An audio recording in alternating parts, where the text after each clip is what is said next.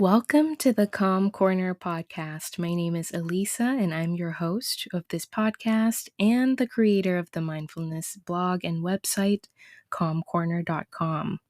This podcast is for female empaths and highly sensitive people who want to experience more joy and peace in their daily life with themselves and in their relationships. In this podcast, you'll hear stories to help connect and inspire, tools to help promote calm and joy in everyday life, such as mindfulness, self-care, relationship spirituality, and guided meditations to decrease stress. Thanks for being here, and let's go right ahead. Welcome back. So, in this episode, I'm going to talk more about how knowing your core values can help make your life easier.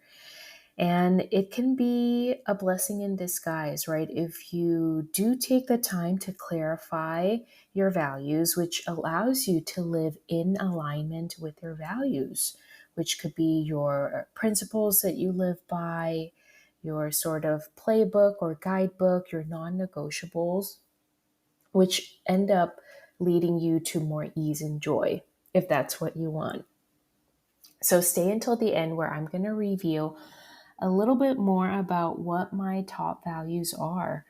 But this, by knowing my values, it helps me to relax a little bit more because I know I'm living in my truth. It comes out in the way I interact with strangers, friends, neighbors, to my dog, to my family, right, coworkers. And I try to demonstrate these values in everyday life because it's a part of who I am, right? These values have been ingrained in me.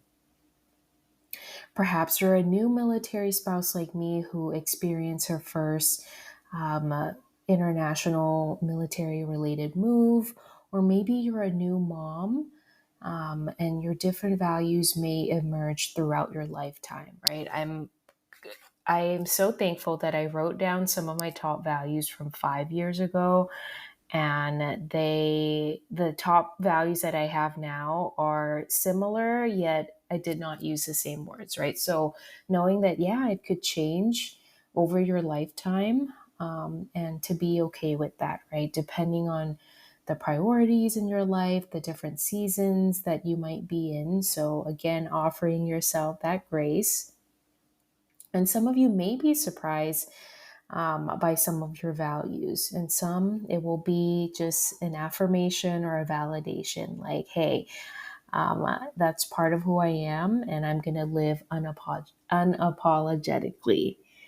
So, if you're not sure how to find your values, of course, there's a lot of resources here on the internet, but you could also go to my website, calmcorner.com, and then under resources, you'll find a link there to download this handout to clarify your values, and you can then identify perhaps 1 to 2 top values. It can be hard. I just did it today again in a seminar, and narrowing it down to 10 values, then 5, 3 values, and then top 2, and then top 1, right? But it gave me a lot of confidence and assurance that, yeah, this is a part of who I am, and how I decide on how to live according to my values, right? Maybe it might be a little sticky at times. It could be a tricky situation, right? Because maybe you have to consider a lot of different factors. Maybe it's not just you, right? Maybe you have a partner, right? Or family that you need to consider the different values. Brene Brown, love her, researcher, scholar, speaker, right, has a list of values from Dare to Lead, and you can download that as well.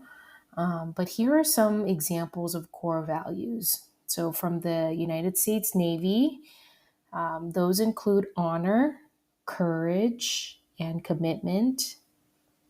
At Shell, their core values are honesty, integrity, and respect for people. From the International Coaching Federation, their values are professionalism, collaboration, humanity, equity. from my alma mater, University of Southern California. There are quite a few, and those are integrity, excellence, diversity, equity, and inclusion, well-being, open communication, and accountability. And I'm pretty sure that as the times go on, it's been at least 10 years that I graduated, knowing that these values may change, right? I'm not sure if diversity, equity, and inclusion, for example, was one of the core values when I attended back in the days. So knowing that, yes, it may ebb and flow, but the core of it could stand the test of time. For Oprah Winfrey Leadership Academy for Girls, their values are respect, honor, service, compassion. And then from Brene Brown herself, her core values, according to what she shared in Unlocking Us, her podcast, courage and faith. So taking the time to narrow down your values to, your top two can be hard. And I'm going to give you one more option if you want to play along this fun exercise inspired by Martha Beck in her book, The Way of Integrity. She asked readers to do this exercise where you choose a verb and an adverb combination. And I already know in your mind, you're like, oh my goodness, what is a verb or an adverb? And I'm taking you back to grade school here, but just try it out. So start with a verb, and this exercise can reveal your core values. So, okay, think of a verb. It could be smiling, it could be serving, caring, right? Martha uses these examples here of serving, caring, learning, and then the adverb to describe the verb, right? So her examples include serving honorably, caring generously, learning joyfully, and teaching compassionately. And yours may be different, right? It could be dancing freely, right? Smiling endlessly, right? Creating freely, responding calmly, whatever you can think of. Think of a verb first.